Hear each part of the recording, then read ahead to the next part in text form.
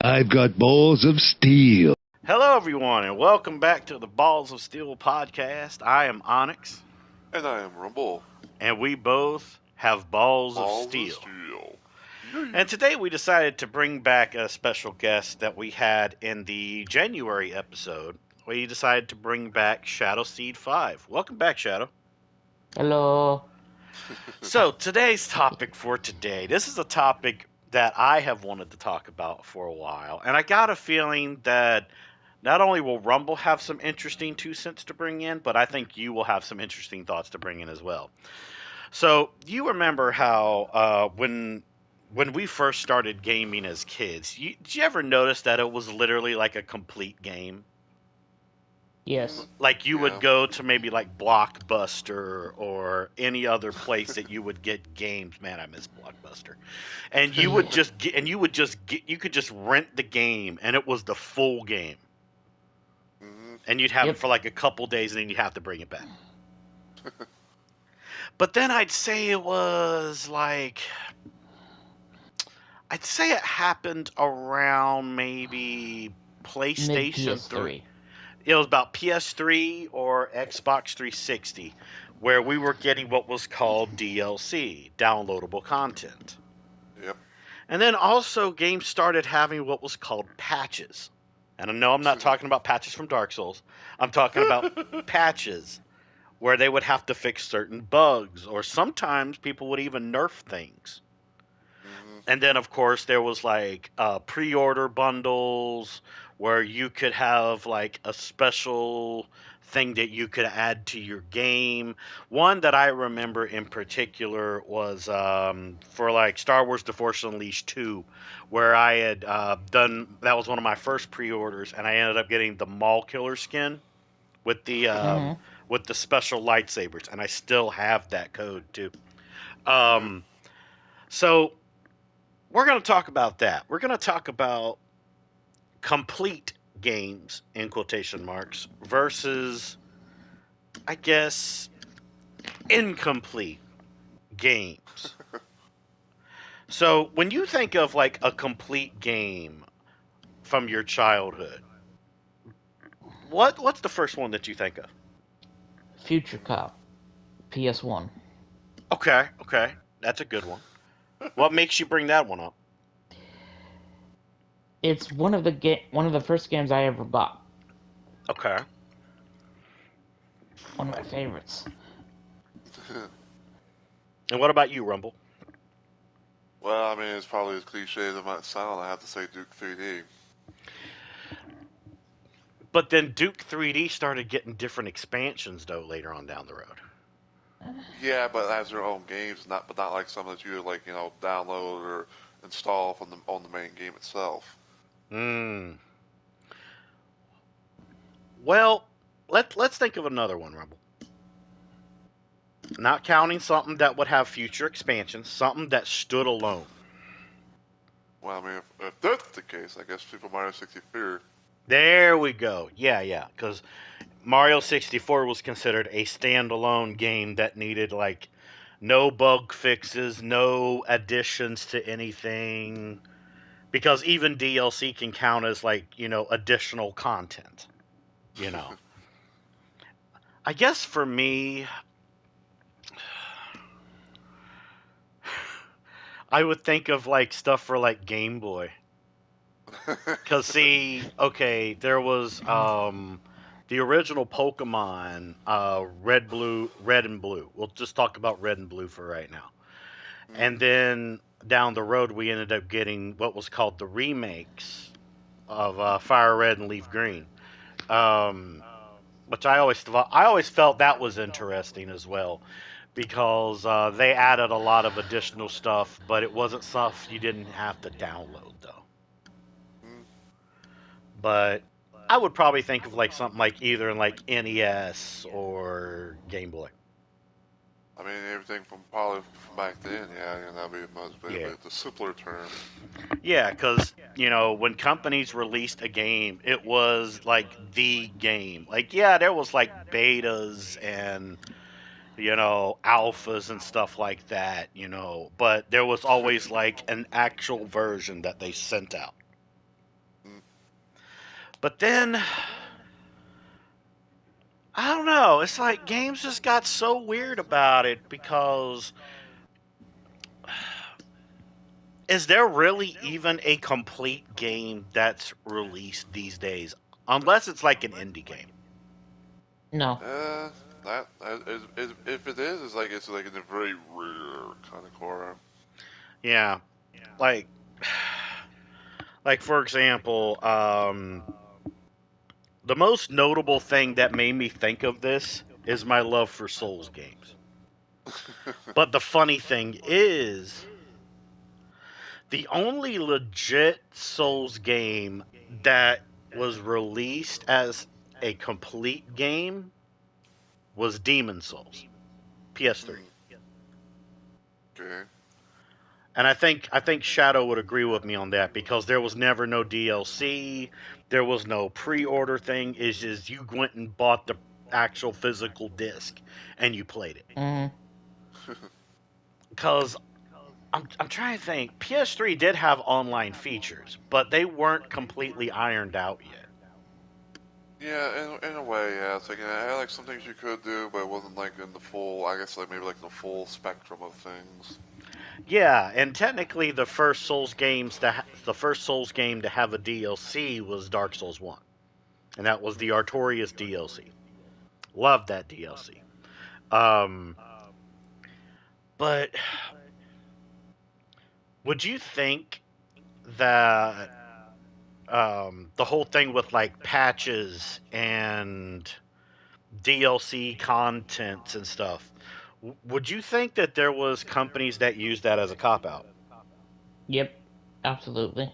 Is that what companies come to mind? Because I can already think of one. Microsoft. Ubisoft. Yep. But yeah, Microsoft, yeah. That was going to be my second choice. And what games from Microsoft do you think of when it comes to your addition to this discussion? Most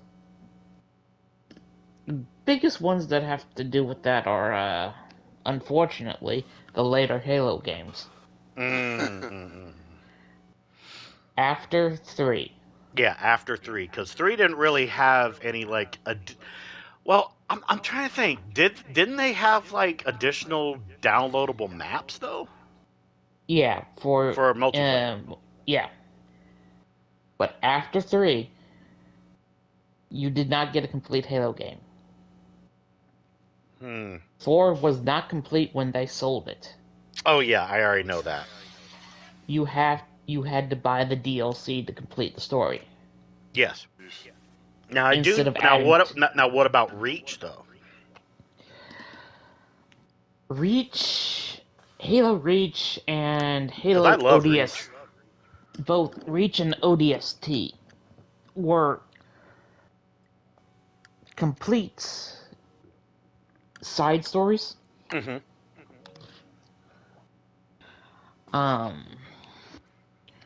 They were full games, but they weren't, I would say, a major release like a Halo sequel would have been. I think Reach was though, but I know ODST didn't do that much.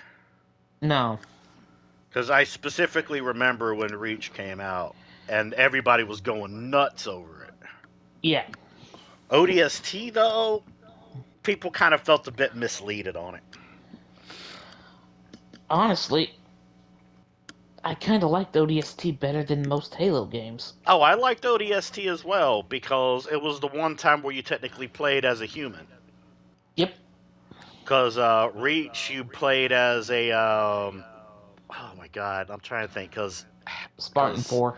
Yeah, Spartan 4, because Chief was 5. No, Chief was a Spartan 2. Okay, he was... Yeah, that's right. He was a Gen 2. That's right. Chief I kept getting his like new armor mixed up with shit. His blue team were 2. Mm-hmm. Spartan 3s were just psychopaths with steroids. Yeah. Yeah, And that's a really good way to word it, actually. and 4 Hmm. were I guess a good name for fours would be doping um doping athletes. Yeah, They were because they weren't as strong as 2 and they weren't as psychotic as 3. yeah. They were an Olympic athlete if they were doping. But then, of course, there's the new Spartans, and I'm not really a fan of them. The Spartans are wimps. Yeah, they sadly are. Yeah, They're whiny ass little wimps. yeah, they are. Um, but then when it comes to like my choice, I chose Ubisoft because so let me explain some things. Okay, old school Ubisoft, I really had no issues with them. Hell, I remember when Assassin's Creed 1 was supposed to be a spin-off of Prince of Persia. Yeah. But then they changed it, and I thought that was a really good idea. Because not many people were really into Prince of Persia anymore after that. They didn't really care too much on it. But the thing is, my favorite will always be Assassin's Creed 2. Mhm. Because Ezio is the best. Um, Even though I do have a soft spot for Assassin's Creed 3. I do. Was it the best one? No. But I liked how fleshed out um, Connor was. Yeah. Even though I didn't really like the DLCs that much. Now, when it comes to Assassin's Creed, though, because this is the reason why I brought it up, there was no DLC for Assassin's Creed 1, if I'm not mistaken. Not that I know of. But did Assassin's Creed 2 have DLC? Yes. What DLCs were those? They were mostly cosmetics and some stuff you would win from the multiplayer stuff that had to be downloaded. I thought the multiplayer stuff was Brotherhood. No, the multiplayer. There was some multiplayer stuff in 2, but Brotherhood really went ham on it. Okay. Because I remember the DLCs for Brotherhood. Um, Now, technically, you could say that Ezio had a three-part saga for his arc, Yep. and he's the only one technically to have it. And I didn't mind it, even though I'm gonna tell you this. I'm gonna tell you this. There is no other Assassin's Creed game that equals out to the epicness that was Revelations. Now I know what some people are probably gonna think. You know, what about Assassin's Creed 4, where you could play as a pirate? Well, I didn't like it. Was it cool that it was somebody else in Connor's family tree? Sure. Why not? But I think it got much worse when they killed off Desmond. When they killed off Desmond, I was done. Mhm. Because it just was not the same. And I mean, there was some things I liked in other games, but it's also one of those cases where there's also games that are worse than their DLC. Like it's a DLC that makes the game better. Yep. And there's been a lot of that to happen. Cuz back to the topic at hand is like, you know, when there was complete games back in the day, I guess you could say the reviews were more simpler because you had the full content there to go off of. Like, I'd say one of the most controversial reviews that I tend to see online that are the most mixed ever, and I think Shadow might agree with me on this, is Earthbound. Yeah. Because Earthbound, in my opinion, is one of the best games ever made. Like, it revolutionized everything for that era of gaming. Now, is it a game that I would see myself streaming? No. It's a long fucking game. But I know great games when I see them. And plus I used to play it all the time as a kid. The many things that you would learn from Earthbound as a kid, and then when you like marinate on it as an adult, it's crazy. Like hell, I'm trying to think. Actually, the one game I can think of that was released as a complete game in the modern era was Undertale. Yep. Like, if you really think about it, in order to get the full on experience for Undertale, you could play it a minimum of 2 times. But Yep. you could do it a third time and you could learn that the game actually remembers everything you've done in other playthroughs. Like, that's just fantastic. Because that's why I brought up indie games. Because there's a lot of indie games that were released as complete games. No DLCs, no pre-orders, not even any patches or anything like that. They were complete games. Like, I'd say, because this is why I wanted to bring in Shadow here. What about Hollow Knight? There were some DLCs for Hollow Knight, I think. Okay. What about Silksong? They haven't announced any DLCs yet. Okay. But I don't know. I haven't played Silksong. Yeah, I know Silksong's getting a lot of cool reviews right now. Because, yeah, let me get back to what, like, fueled this topic more. I was thinking about Souls games with Rumble one day. Rumble might remember a little bit of this. It was when we were streaming, and we were playing Night Rain. And I was like, why is it that FromSoft is always nerfing things all the time? When they could just merely fix it in a way for only multiplayer versus solo playing. Because they've done that before. They have the knowledge to do it, but they just don't do it. Like, I don't know if it's just somebody lazy at FromSoft. Like, who freaking knows? So, like, for example, okay, the one game that had the less patches and less nerfs was Dark Souls 1. Which, it technically, Dark Souls Remastered fixed all of that stuff that they never, like, patched or fixed or anything like that in the remaster.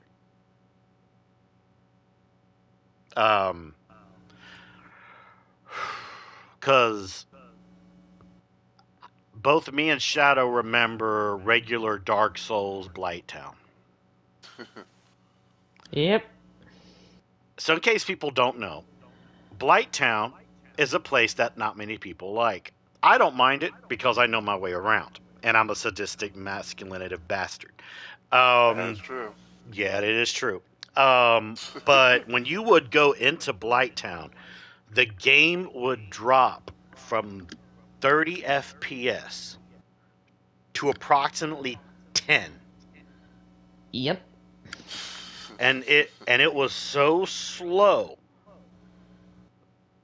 that you had to have the patience of a slug in order to get through that area. And remastered, they fixed it. But, you know, I'd say another game... Now, I remember when Dark Souls 2 first came out. I'm going to talk about some of the good stuff about it, actually, which is a very rare commodity for you guys. So when Dark Souls 2 came out, I was ecstatic about it. Because there was also, like, random dates where in Majula, in a... what is it? In a basement of sorts that had, like, skeletons and stuff in it. Now, well, skeletons were there in, like, later times. But there would always be, like, a box that you could open, and there would always be, like, a different type of item skin or things like that. Like, it'd be a weapon you probably already had, but it would have a different skin on it. And I thought that was pretty cool, you know? I thought that was pretty damn cool. But, of course, at the same time, I think one of the best hubs in all Souls games is Majula. Majula's beautiful. It's serene. It's bright. It's lovely. And you just feel safe there. But then you go into any other part of the game, you're fucking fucked. You know, and if there was a death counter for every time I died to gravity in Dark Souls 2, yeah. Because gravity is so stupid in Dark Souls 2. And plus, the death sounds for when your male character would die in Dark Souls is still fried in my PTSD. It sounds so stupid. It sounds like someone's having issues taking a shit. They're like, "Roar, roar." Like, what kind of death sound is that, man? I mean, well, to kind of go off on that a little bit. I mean, you know the classic Doom guy sound, right? Of like the when he gets hit. Yeah, and then he goes ah when he dies. Yeah, well, Which I don't mind that. Well, I mean, yeah, but it's like I was just remembering the whole situation of that when like the pain sound like the it's actually someone actually taking a shit sound. Yeah. At least sounded like it. Hell, the funniest death that I heard as a kid actually was with one of my old favorite Star Wars games, Shadows of the Empire. The way Dash Rendar would take damage and even die is so funny. Like, when he would take damage, he'd be like, oh, ah, ooh, you know, and then when he would die, it'd be like, oh, you know, like that's just funny. Plus, you know, big shout out to Shadow for getting me that a couple years back. I do still play the hell out of Shadows of the Empire in my free time. Just wish there was controller support. Lucas Arts, man. Yep. But yeah, you know. But here's an interesting question here though. Is Nintendo 64? They had expansion packs for the console though. Would you consider that as a DLC? Because keep this in mind. Keep this in mind. Okay, the expansion packs for Nintendo 64. You could put a Game Boy game in those things, and you could play Game Boy games on Pokemon Stadium and Pokemon Stadium 2.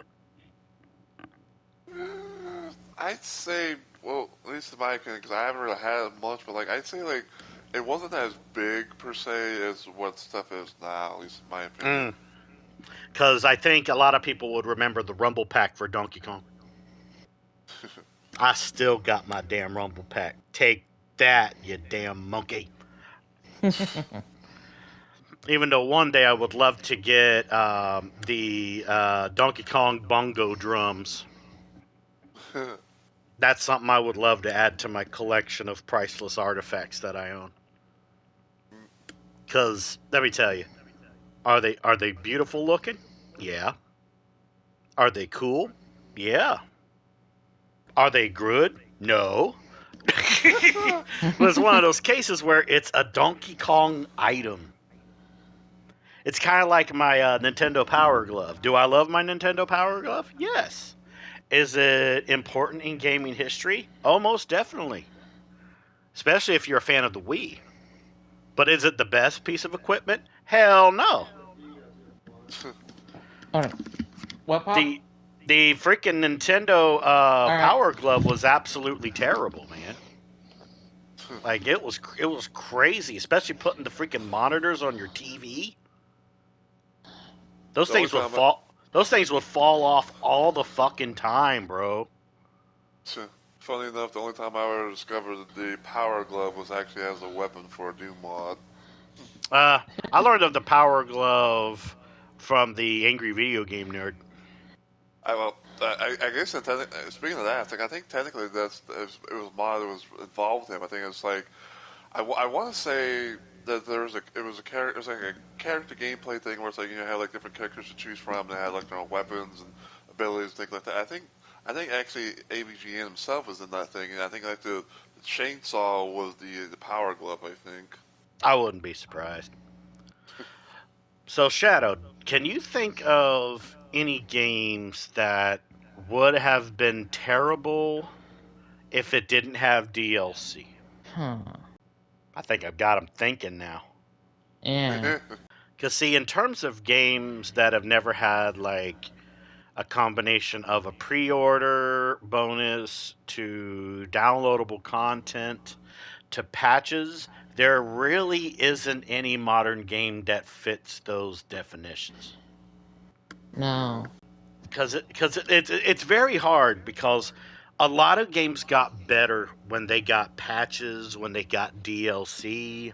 But there is some games where would it have been successful if it didn't have a pre-order bonus? Like, these are all questions that not many people really think about, because our minds have evolved and adapted so much that it doesn't really cross our mind.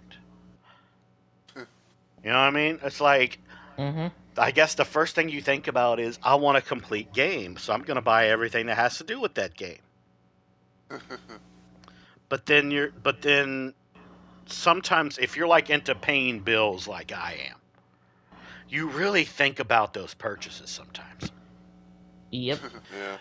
So also there's another topic that I'm to add to this, actually, is when this comes out, it would have been Pokemon Day already. So I want to put this out here, and I want Shadow's thoughts on this. Now, of course, Rumble, you can give yours as well, but I know you're not much of a Pokemon type of guy, but, you know, just to put in your 2 cents would be pretty cool. Yeah. So, Nintendo recently put Fire Red and Leaf Green as digital downloads for the Switch and Switch 2. They're $20 each. And I heard a rumor that there was like a pre-order thing you could do with them.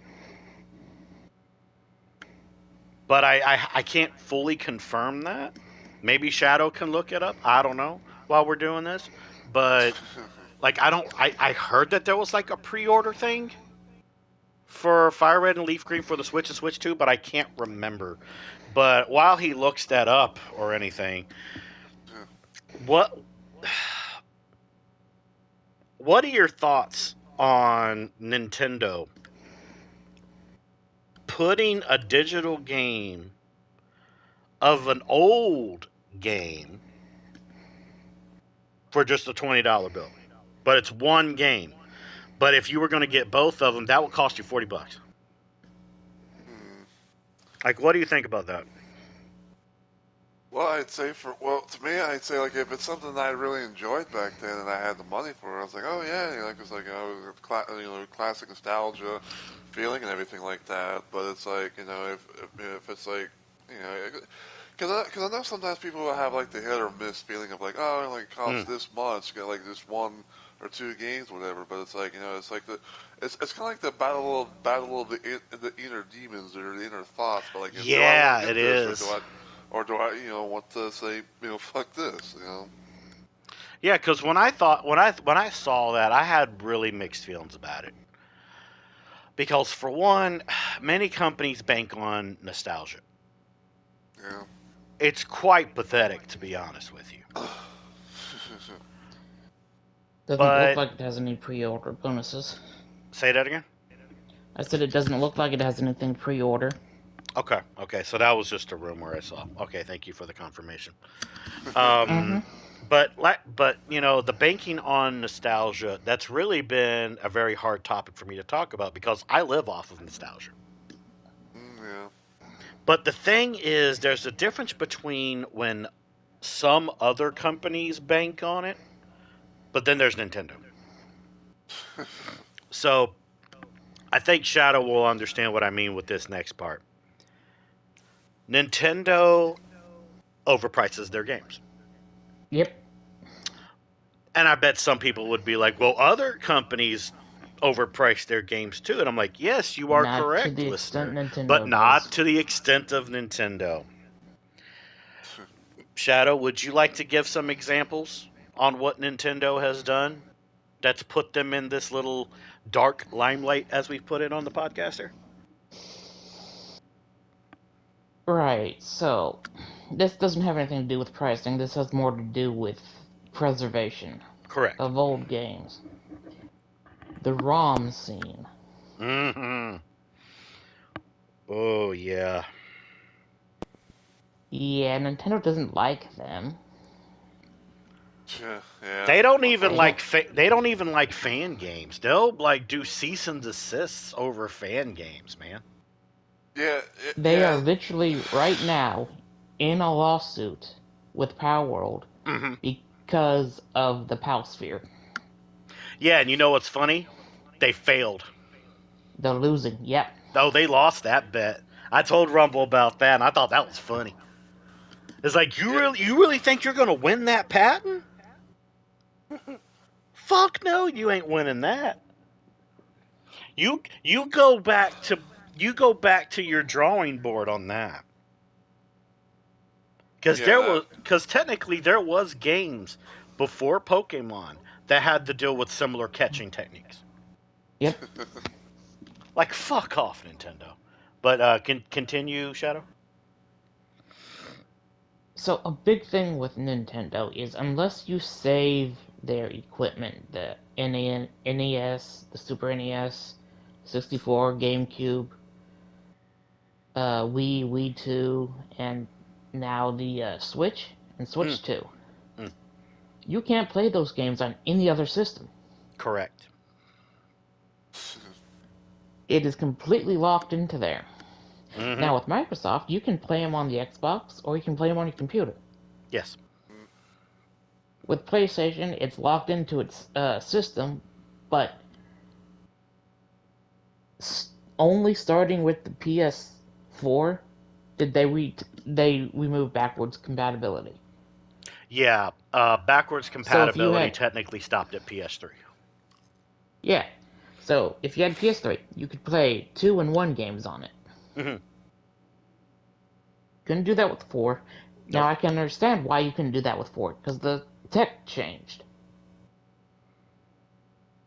But then they decide they want to make the PS5 backwards compatible to PS4. Yeah, but it's the same tech. The only difference between the PS5 and the PS4 is the PS5 has a stronger CPU. Yes, correct. It's still all the same tech. Yeah. Because it's just so damn weird because I've always liked consoles that have backwards compatibility. And it's not just because I like to play older games, it's exactly what you just mentioned, preservation. Cuz okay, for example, I have a Nintendo 3DS. Mm-hmm. Remember when the Game Boy games were able to be downloaded off the online store to be put on the 3DS? Yep. Yet they won't do that for the Switch. Nope. Like, let me tell you, I would love to play Sun and Moon or Ultra Sun and Moon on my Switch. I would love that. Mm-hmm. Hell, I would love to experience Heart Gold and Soul Silver. Because I've never played them. I've watched them. I know how amazing they are, but I've never experienced it. Because every time when I got so close to experiencing it, it was a counterfeit cartridge. Good job, Yep. GameStop. That's why you're dead. Because we knew it was coming. We knew it was coming. First, it was Blockbuster. No, GameStop's still going. No, all my GameStops over where I live are gone. Really? Yeah, Huh. you lucky bastard. I should find a way to make a teleporter just so I can pop you upside the head for saying that. Like, now I'm gonna have to send out Shadow Seed to go and get some of the stuff I've wanted from a GameStop. Fuck you, Shadow. Like, Shadow, I'm gonna have you waddle up to your GameStop and see if there's any Fallout material. Off you go. And Shadow will just waddle out his door, get in his car, and go vroom vroom vroom. But actually, no, he'd probably do that if I told him. Knowing his crazy ass head. But yeah, I guess also while we're talking about Nintendo, I always found it interesting when it comes to voice acting. Yeah, they have an aversion to it for some reason. Yeah, like Capcom will do it, Sega will do it, and they've collaborated with Nintendo. But Nintendo won't. Yeah, like there is not okay, aside from like certain titles, okay? Like let me think. The only series I can think of that has no voice acting whatsoever is Pokemon. Yeah. Yeah. Because I know someone would probably try and call me out if I worded that wrong. They'd be like, "Hey, Mario's got a voice," you know. And I mean, and you would be correct, but name one Pokemon game that has voice acting. Because I can't think of one. And Oh, let's see. no, when it comes to Pokemon saying their names, that doesn't count.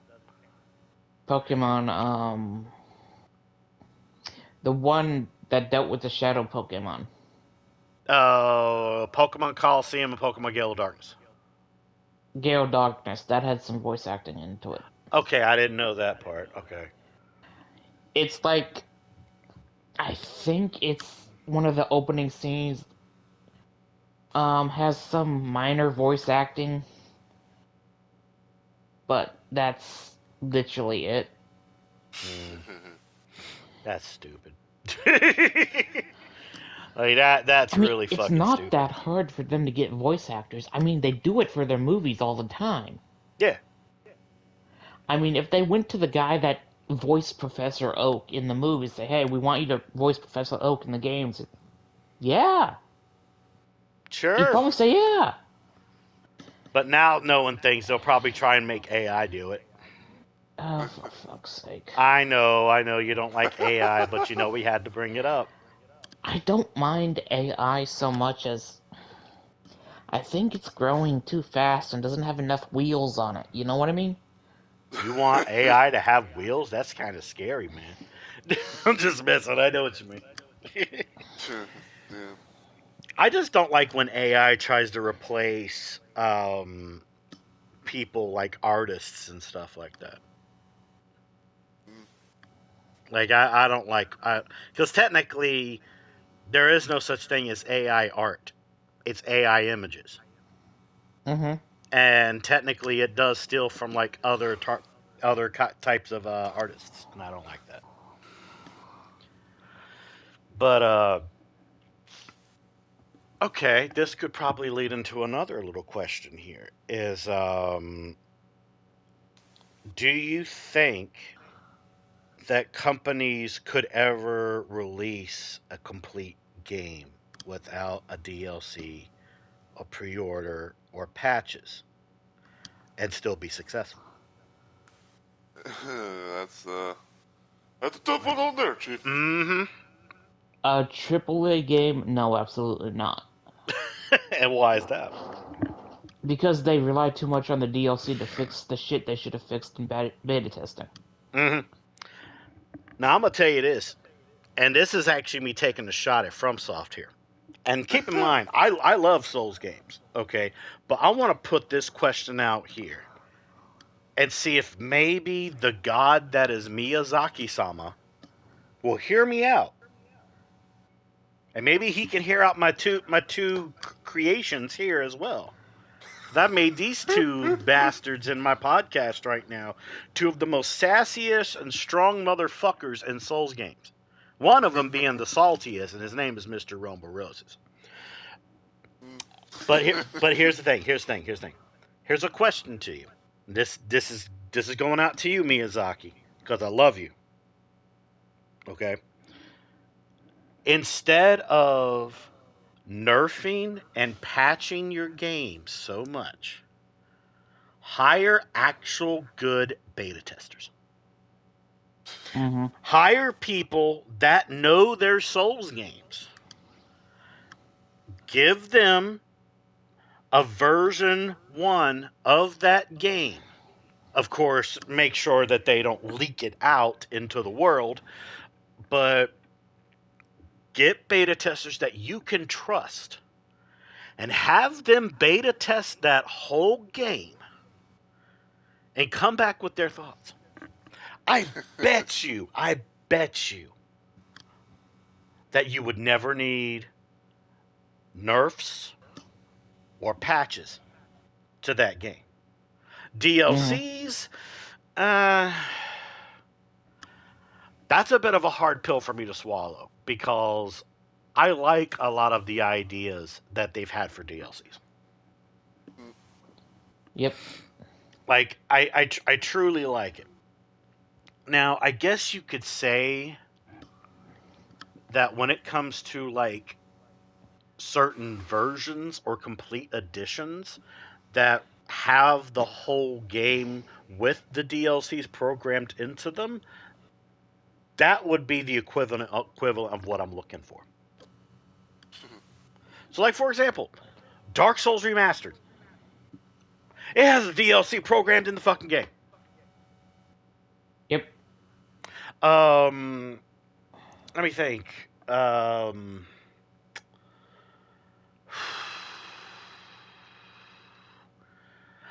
Okay, so I don't think we've gotten a complete version of Dark Souls 3. We haven't gotten one for... I don't think we've gotten one for Bloodborne. Because I think we still have to buy the DLC for Bloodborne. You do. Yeah. Dark Souls 2 Scholar of the First Sin. That's another good example. As much as I hate the DLCs, and I hate the game, period, Scholar of the First Sin has all the DLCs programmed into it. Now, is it more convoluted to get the parts that activate the DLCs? Oh, yeah.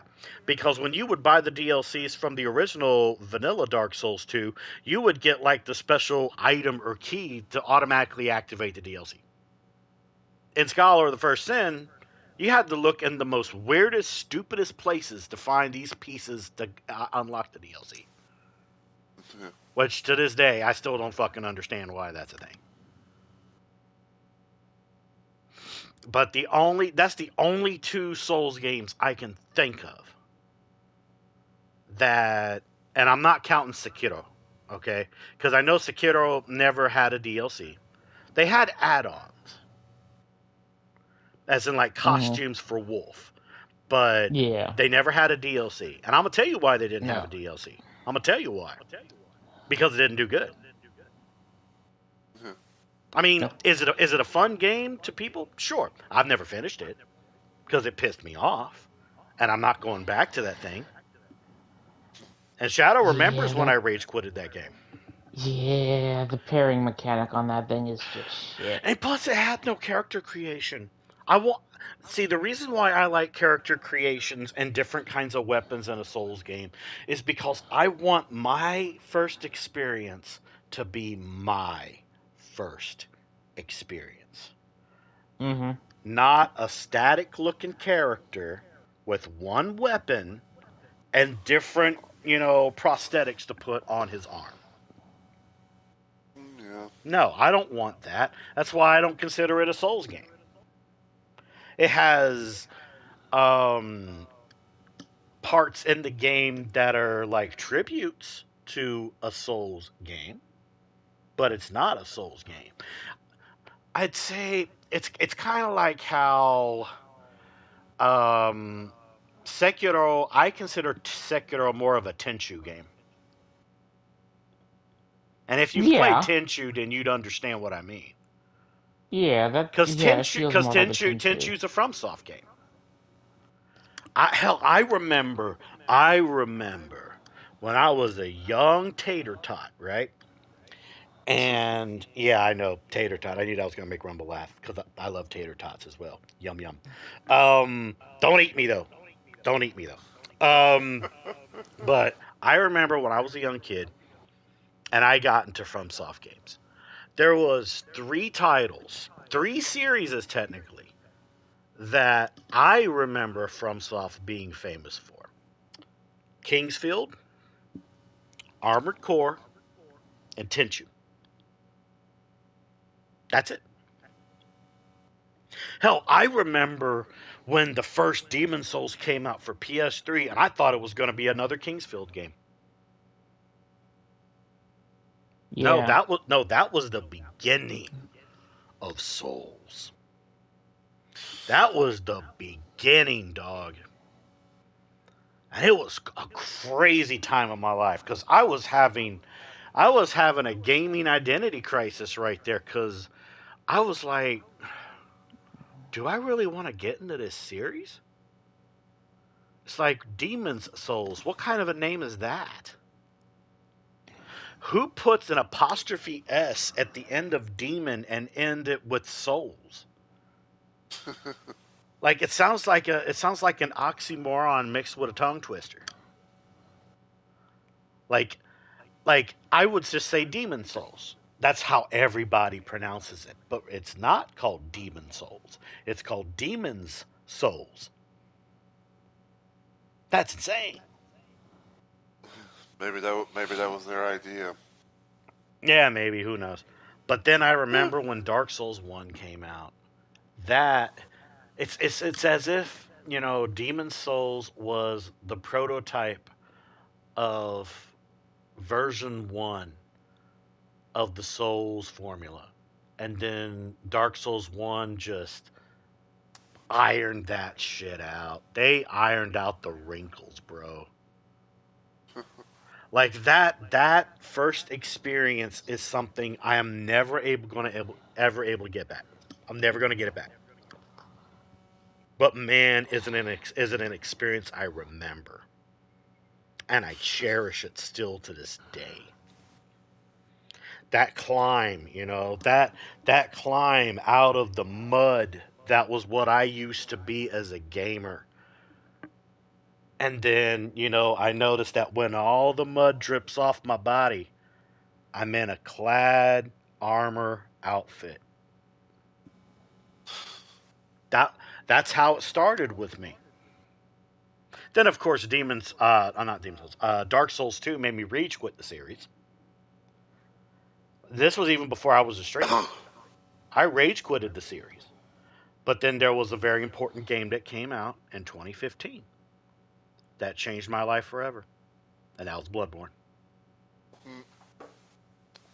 And Bloodborne changed Rumble as a gamer. It changed Shadow as a gamer. to the point where now when we play new games, and correct me if I'm wrong, gentlemen, that anytime we play a new game, we always wonder if it's better than Bloodborne. I mean, it's kind of hard. It's kind of hard to put a pin on that, honestly. Yeah. Like, for example, it's like, what's the one thing that you and me were wishing that Night Rain would have sooner or later? Bloodborne enemies. Yeah. But it is what it is.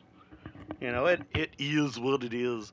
But yeah, just when it comes to like nerfs, for example, like when people nerf games, Oh, man. that's one of the most frustrating things ever. And I'm trying to think of like the first time a company ever nerfed something that I really liked, and the first thing I can think about is Dark Souls 3.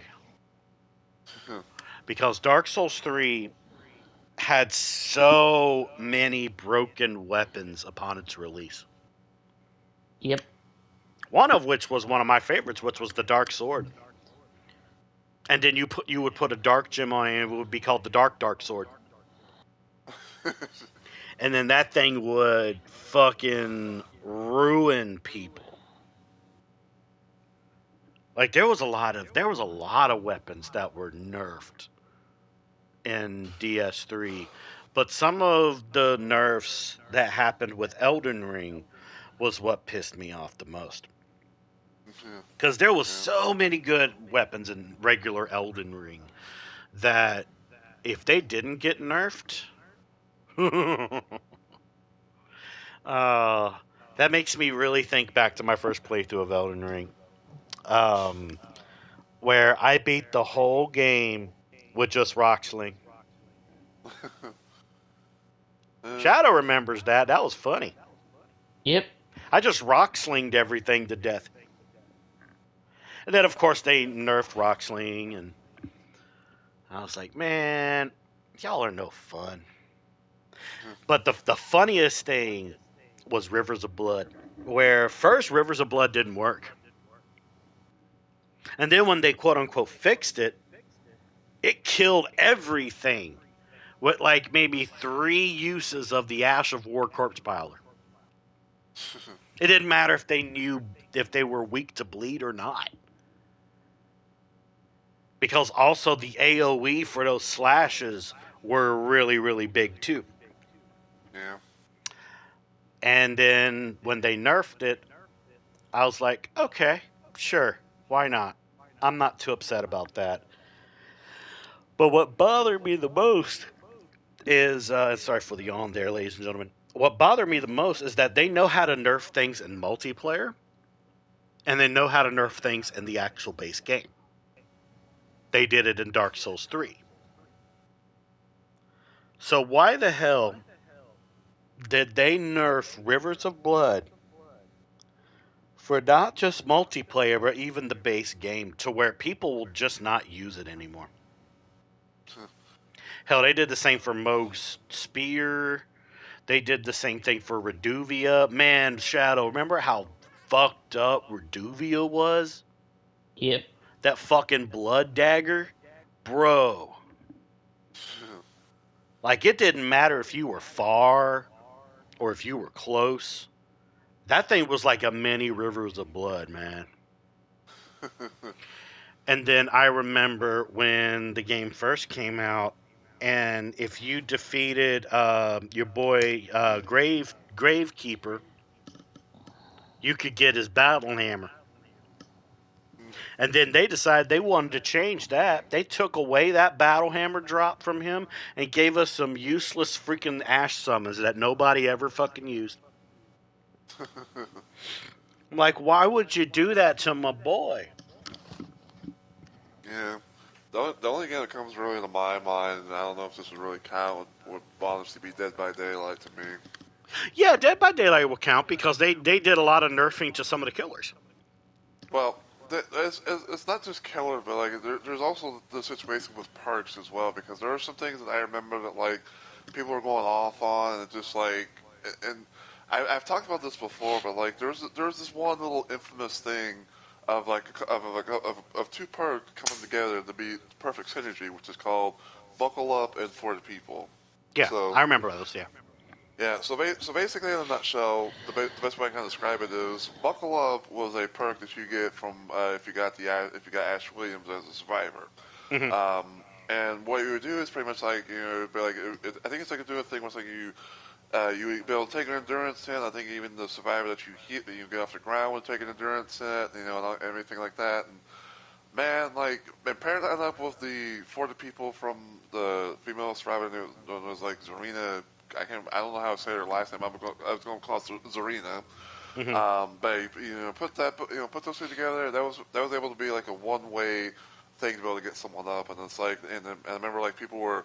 I know a lot of people, like mostly killers, were going off on them, like, oh, that's such a bullshit ass thing, and I can't be able to do this or that. And I still remember once upon a random time I was playing with some old friends, and we were and it was in game. Like we had gotten we got one of the gates open, Hmm. and we were going up against a Chucky, or the good guy as he's called in the game.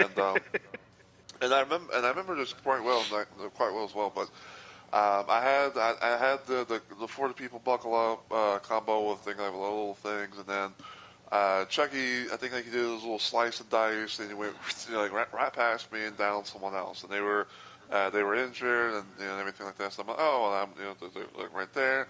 And with me being healthy and having that perk, I managed to actually like to heal them, get them up, and then and then Chucky goes for the stab again. They Hmm. got the endurance and everything, and they managed to get out. Okay. All right. I'm And picturing then that right now. yeah, and then there was another thing that like it was so stupid to me, but like there's this one perk that I like to use called it's called Wake Up. Okay. Um, so Wake Up is a thing where whenever the exit gates are powered, you can be able to see the order of the exit gates, and you better know where to go and everything. Hmm. And then if you had that perk and you get on the gate, you can build your ore will be shown to your survivor teammates. Be like, hey, there's this guy over here who's got Wake Up and all that. And for some reason, they completely reworked it, and I don't know why. Because like that was not really a bad perk. I mean, like sure it made the exit gates go a little bit faster than normal, but like it was not like game breaking or anything, which is really Mm. stupid. Okay. Okay. And it's like I mean, because if people ever watch my streams, you'll probably see that I have run like two certain perks, which is Deja Vu and Wake Up, because Hmm. I like those perks. Yeah. And Wake Up is definitely one of those things where it's like it helps. It can help like not only myself but also my teammates and everything like that. And I remember once upon a time I was going up against this one streamer that I think it was like they were playing as Wesker, and I remember I was Nick Cage, Nicolas Hmm. Cage and everything. Hmm. Um, and it was in game, and I was getting the gates open and everything like that. Well, one of the gates and everything, and then I had Wake Up, and it actually helped to where I was able to open the gate and take like one little hit, one little like slam hit with Wesker's power and everything, and I still was able to get out. Okay. So, but yeah, it's like but yeah, Dead by Daylight, it's like Dead by Daylight is one of those things where it's like it's always going to have like patches and everything like that because, and this is just my 2 cents, but it's a game's going to have no such thing as balance, because if you do so much or so little, then it's either going to be like too OP, quote unquote, or be like so shit that no one's going to use it. Do you agree with the patches and nerfs that they've done for Dead by Daylight? It's kind of a hard thing to swallow because like on some occasions it's like I'm okay with some things, but not everything else. Is kind of like just why. It's like because I'm also known to be a survivor main, but I have played killer from time to time and everything like that. But it's just like it's just some questions about like why do certain things, because it's because always that one person or whatever, or like a handful of people that go off about like a perk and all that, and it's like yeah, it's annoying to have it to deal with it, but it's like it's a thing in the game, because I think in my opinion people are like I have to kind of go into Back to the Future a little bit, because it's kind of like a little quote that I think it's like the you're not thinking fourth dimensionally type of thing. Hmm. But in this case, it's like you're thinking too seriously, and it's like you're taking this way too seriously, and taking this actually real life and not just a fucking virtual video game. Mm. So Here's a good little question to end on here, and I'm going to make it to where Dead by Daylight is the one game that you answer this question for because you have a lot of knowledge in it. okay.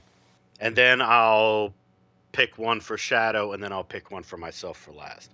So Rumble, Hmm? out of the many patches and nerfs, and I guess maybe updates that they've done of Dead by Daylight, what's the top 5 patches, nerfs, or updates that you feel didn't need to be done? Well, Like, I never. I guess a good way to put it is, um, maybe you felt that it made the game worse. Maybe it made the game have less playability. Kind of go down that route with it.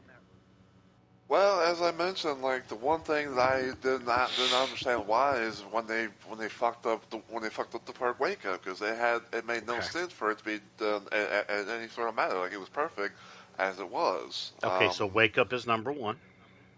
Um, as far as another one goes, that comes off the top of my head, oh God, because this actually this gonna be quite a doozy a bit. Like, um, You got damn. this. Okay, I think I have one. I think I have one.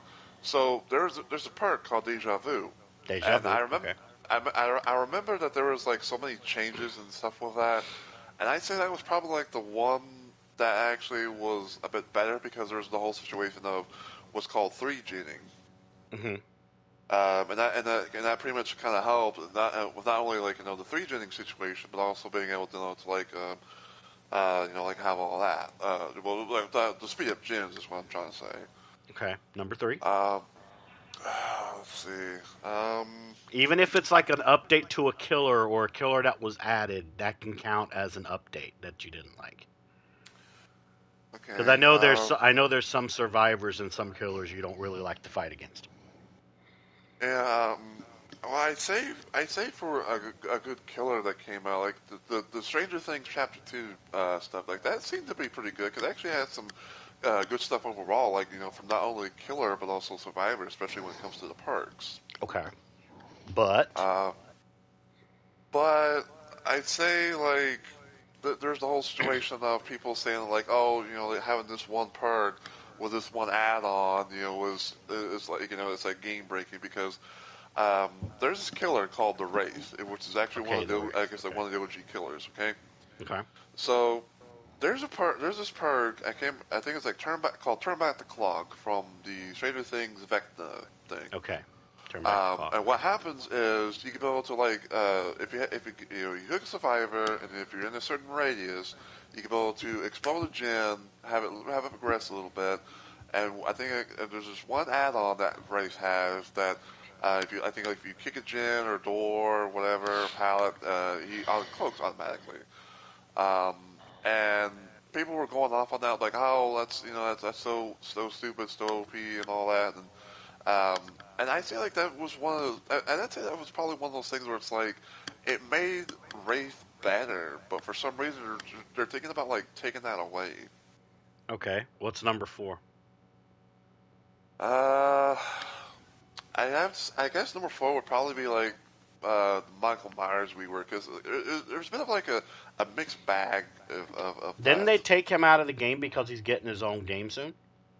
Yeah, but before he got taken out, even though like if people got him before, they could still play him. Hmm. But before he got taken out, he got a rework. Okay. What was the rework? Some I guess the short and sweet they kind of turn him into like a dash slop killer, as they say. Hmm. Because it's like they can do it because like I think it happens when like when he's in tier 3 and stuff like that. You can do like a little like charge up and it's like like kind of like like running have like a running thing towards you and you can just like down. It's kind of like Chucky, but bigger. All right. And what's your number 5? Uh, number 5, I'd say, would probably be Nicolas Cage, because it had when Nick Cage came to the fog, it had the unexpected but very comedic value coming from it, especially with him with all the random shit that he'll say every now and then. Okay. All right, Shadow. So when it comes to, well, we'll say any modern game that comes to your head, bring out at least one thing from maybe 5 games. From either an update or a patch or a nerf that you felt either didn't have to be done or possibly made the game worse. Alright. So what would be your number 1 game? Number 1 would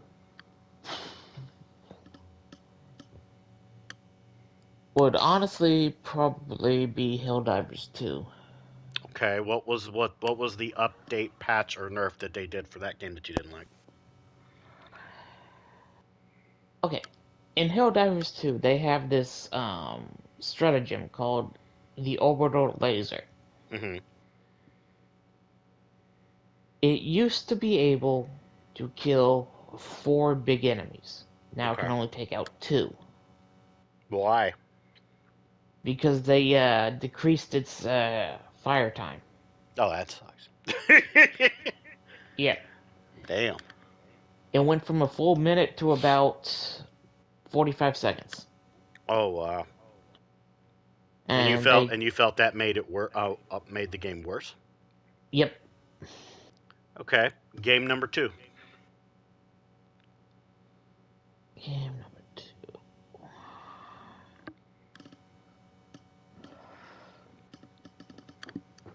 Ouch. Oh. Ouch is an interesting game. I'm just joking.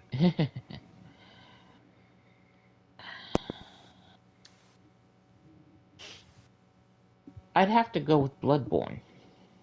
Really? Mm-hmm. What patch, update, or nerf did you not like about Bloodborne? I don't know which patch it was, but it was one that changed the chances of certain blood gems dropping. I can see that Okay, thing. yeah, okay, I know what you're talking about. Yeah, you remember that one? I believe I do. Now instead of grinding one area for like 45, 50 minutes, you're there 2 or 3 days to try and get a 1.1% chance drop. Yeah, unless you find the right dungeon, but I could see how that would be a bit of a pain in the base game and DLC. Yeah. Yeah, I can actually agree with that, yeah. Okay, yeah, I could see that. Okay, game number 3.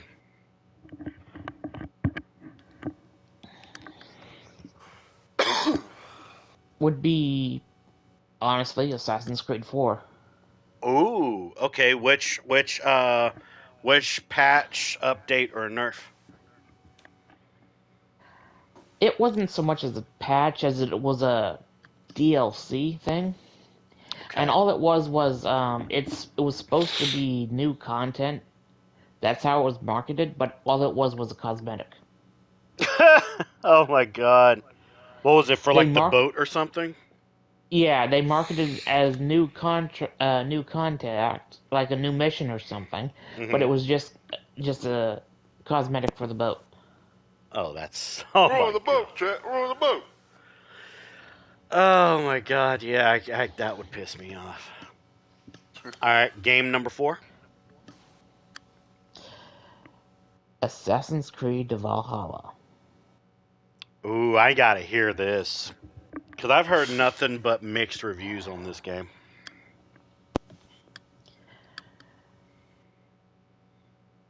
There are so okay. This is more of a pet peeve than an actual patch thing. There All right, are I'll accept it. so I'll accept it. many historical inaccuracies. I mean, we in could Valhalla. say that about Assassin's Creed Shadows. Oh, I haven't even started on Shadows. I ain't ever playing that trash. one of the big things in Norse mythology was mead. As in the drink? Yes. Okay. Now, I as it love is mead. in Valhalla, everyone drinks it every day. That is not what it was used for. What was it used for? Ceremonies and pre-raid feasts. Okay, yeah. I It know about was a I knew about the whole pre-raid feasts, yeah.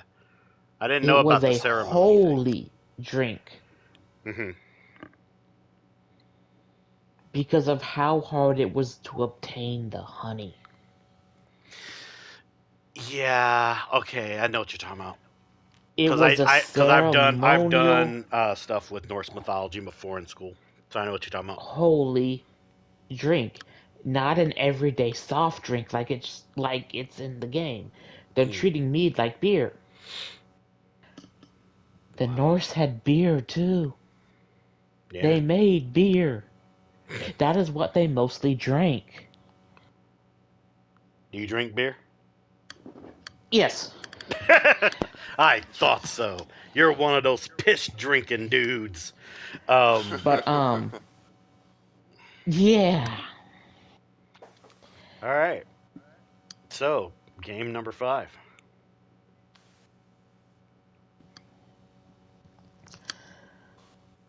A final game. Hmm. A complete game Okay. in an older generation that was badly coded before it was sent out. Ape Escape. Oh my god, yeah. Why That did that control slip my system, fucking mind? fucking, that control system. Oh my god. Oh They had a god. good control system for Mario, which had come out before Ape Escape. Hmm. All they had to do was port that control system to Ape Escape, and it would have made that game so much better. Yeah. I know what he's talking about. Now, most people say, oh, but Ape Escape came from Sony. Bitch, it came from the same studio that helped make Mario. Hmm. Yep, correct. Same exact studio. Nintendo outsourced some of its Mario stuff Yes, they did. to that studio. Yes, they did. They had a control scheme Hmm. for Mario. All they had to do was tweak it just a little bit, and it would have worked fine on the PlayStation. But they gave us that abomination of a control scheme. Oh my god. Yeah. Instead of having the triggers work the net, you had to do the analog sticks and move and control the Oh my god. That is what happens when a schizophrenic codes a game. Yeah.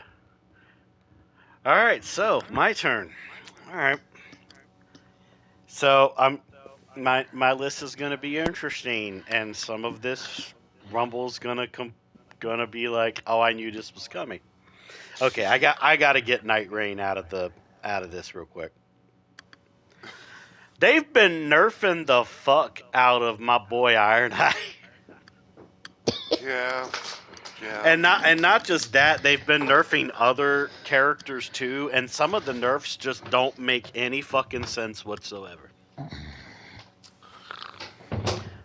And I mean, I could go on about like FromSoft nerfing so much stuff that never needed to be nerfed. But don't worry, I'll be getting into some of those games too. Um,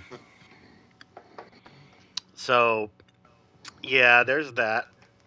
What do you? Number 2 is Assassin's Creed 3. And specifically, I think I'm going to have to talk about the DLC. Now, Shadow, you know what the DLC is for Assassin's Creed 3. Mm-hmm. Tyranny of King Washington. That had so much backlash when it came out.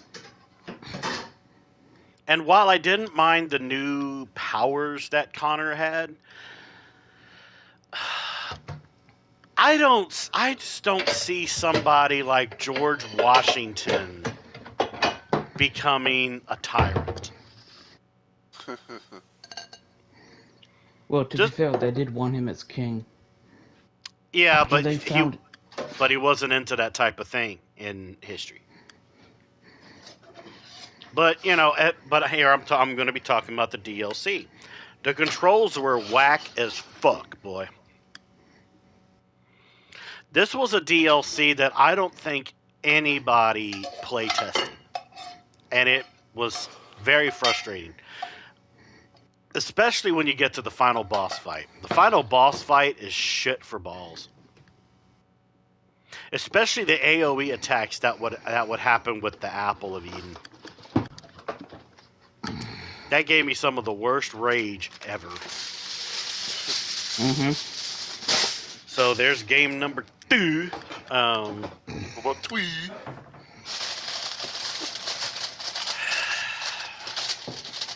This one I'm going to curse on Shadow here. Gollum. So let me explain something, okay? I know I said updates, DLCs, NERFs, patches. But what happens even when you get some of these so-called patches and DLCs that don't even need to exist? How's the game still unplayable?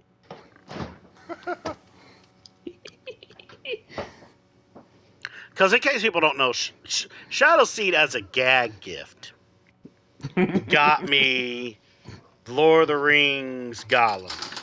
That is in the top 5 worst games I've ever played in my life. Because I fell out of the world. And every time when I would refresh the chapter, it would start me right back in the spot where I fell. Yep. And I was 2 hours into my live stream, and I'm like, listen, I'm not redoing 2 hours of trial and error because of the game saying, no, you're not going to progress anymore. I was done.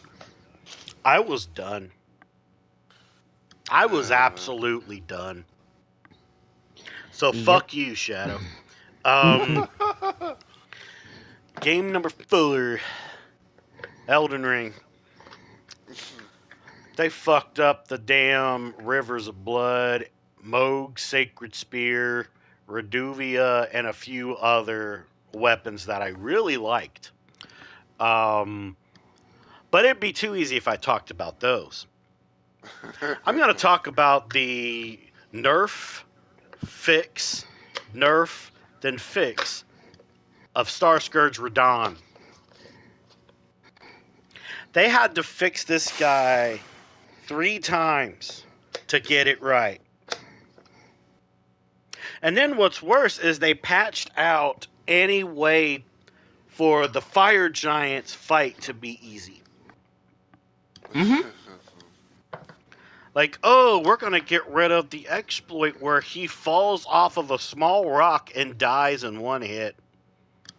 Oh, we're going to patch out the length of an arrow or something to be shot at the Fire Giant without even being in the boss arena. And plus, what else is hilarious is when they had to patch Melania, because there was moments where she could fall out of the world by getting merely stuck in a crack or corner of her boss arena. Honestly, wish Yeah, her feet were just too big. Yeah. And I still remember one thing that got patched out that still to this day I've not ever been able to recreate. And that was when I was going to Ronnie's Tower for the first time. And that dragon that appears in the front. Oh, Shadow remembers this. I found a way for this dragon to fall out of bounds, and he died. Yep. How? Now, for reference, people, that is what we, when we play games, like to call an unkillable boss. Yes. It is a story point. It is not supposed to be beaten. It is supposed to set up a story point. Yeah, and the thing is that you're supposed to fight. You can attempt to fight the dragon, but then it disappears and it comes back later when you're doing the rest of Ronnie's quest line. Mm-hmm. No, this motherfucker died, and I still to this day don't know how he freaking died. The only thing I know of was that he fell out of bounds, but even how? He's stomping on the ground. How? I want to say, like, I want to say there's part of me that knows about that from your end, but I also want to say there's part of me that remembers it from when I think I might have that happen to me as well. But here's the funny thing: they still have not patched out the quit out skip of oh my god, what's her name?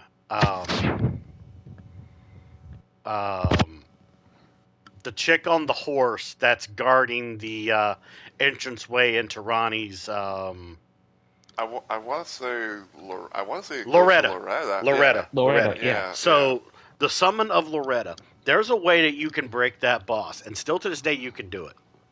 You run into a particular corner in that boss arena, you save and quit out, and you come back and you're still in that arena, and you can get an easy kill off of her. Yep. They still have not patched that shit out. Yep. And the reason why all of this is in Game 4 for me is that it just goes to show what stuff can get patched, what stuff can get nerfed, and still not be fixed. Yep. And this is Elden Ring. This is Elden Ring, man. This is Elden Ring. I can't tell you about the times that I had some weird stuff happen in Elden Ring too, especially like whenever I would load up a character and I go right out of bounds for some reason and I just die. Yep. Yeah, that reminds me of I know you watch Markiplier every now and again, Onyx. Yes, I do. Oh, did you see that he crashed out for Poppy Playtime recently? Not yet. Bro, you gotta watch Chapter 5. He crashed out, and he said it was one of the worst things he's ever played. I've not seen the whole thing of that, but do you remember his live, his sister location when he had to do the spring trap suit? Yes. How many times I know exactly what you're talking about, because I raged at that too. Those fucking spring lock things, man. Mm-hmm. And then they finally patched it out, but he was able to do it before the patch. Yeah, according to the developer, before they patched the error that made it so hard, 99.92% of people failed. Yes. Mark did it his first try. Yeah. His first playthrough. Yeah.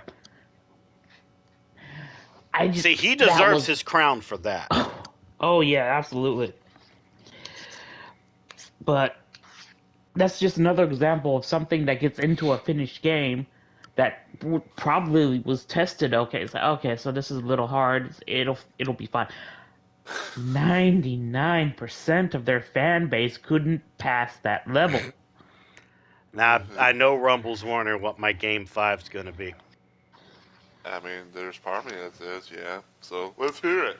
So, this is a game that a lot of people are still on the fence about, but I love this game so much. It's gotten better over the years, and I still play it on my off time with certain people. That is Fallout 76. So let me explain, okay? There is people that are on the fence about all the NPCs being robots, and you all being the NPCs, versus people that think that that was a load of horse shit and we deserved actual humans in Appalachia. Now this was a game. Now this was a game that I pre-ordered because I loved Fallout. Now, do I like Fallout 4? No, I don't like Fallout 4. I'm more of a that was kind of Fallout a 3 weak and game. Fallout New Vegas kind of guy. Oh, New Vegas was so good. Beautiful game. But see, the thing is, but the hold on, old hold on, hold on. blues. Sorry. I know. Old World Blues is good, yes. But here's the thing, though, because I'll talk about New Vegas in a second. But here's the thing: back to Fallout 76, DLCs and certain patches did make the game better, especially the Wastelanders DLC. That made it better. The fact of the Sheep Squatch event made it better. The fact that there is now a giant turtle made it better. Turtle? Yes, there's a giant turtle. I haven't found a turtle yet. Yeah, it's called I think not orca, but something like that. But it's a giant mutated turtle. There's also a blue devil, the New Jersey devil, in there. And soon we're getting Bigfoot. And I can't wait for that. Now keep in mind, okay, I'm putting this as number one. I'm putting this as number one for the game because do I think it was bad upon release? Yes, I do. 100%. But it wasn't really because of the lack of NPCs. It was because of all the game-breaking bugs that were in the game. Yeah. Now, keep in mind as well, okay? Keep in mind as well. It got better when we had NPCs coming to Appalachia. It did. 100%. It gave me more to do in the game. And this is a game that I platinumed because I loved it that much. It was the community that kept me in that game. The community is strong as fuck with Fallout 76. Like you can't just go online and read a review from a random person that says that this game sucks major balls. There's two different parts of the community. There's the people that are on the fence, still to this day, that Fallout 76 is in an online limbo. And plus, the fact that you can only play it online is pretty bad to me. Yes, I can understand that. But I'm on the fence on the other side, where it's like the community came together and made that game one of the most biggest cult classics ever. But as an honorable mention, we'll talk about Fallout New Vegas real quick. So, even without the DLCs, Fallout New Vegas was a fantastic experience. Yes. Like, this was an example of a game that really didn't need any patches whatsoever. The updates were cool. The add-ons you could get were cool.